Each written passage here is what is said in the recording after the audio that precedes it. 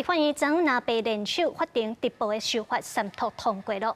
民进党团就批评在野党是政治交换。今仔日民众党的党团总调吴国昌是强调，台湾有7成民意拢是支持法定修法、法定直播的。也毋过，其实有真侪专家学者有议论，表示反对。司法院嘛对这个修法的结果表示遗憾。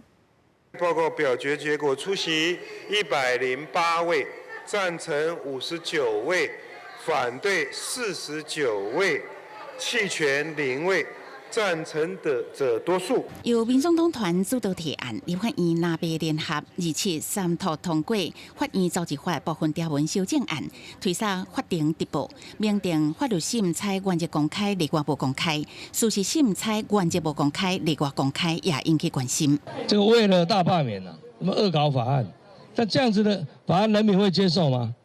整个法界大爆炸，法官、检察官、律师，所有我们看到的法界团体通通这个真的是为了这个法案没有配套措施。立院批评在野是政治交易，国民党团透过支持民众党团的提案，换民众党支持反恶霸。民众党团总调吴国昌二白应讲，台湾有7成民意支持法定直播。对民进党过去跳票，在野修法，让日头会当照入去法庭。连民进党自己的支持者都高达60%以上。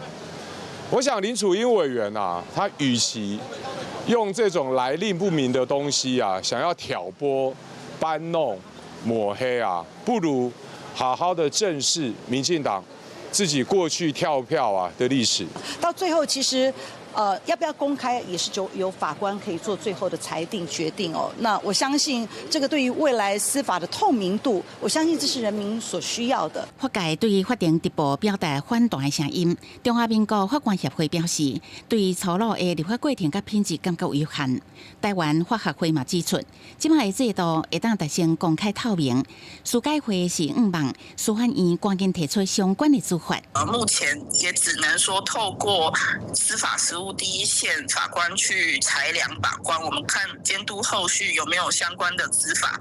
那本院仍然会坚守职责，维护人民的诉讼权，让人民依旧乐于使用法院。针对法定直播要公布了后3个月正式上路，司法院对在野修法表达遗憾，会坚守职责，提出配套的措施。公视新闻采访报道。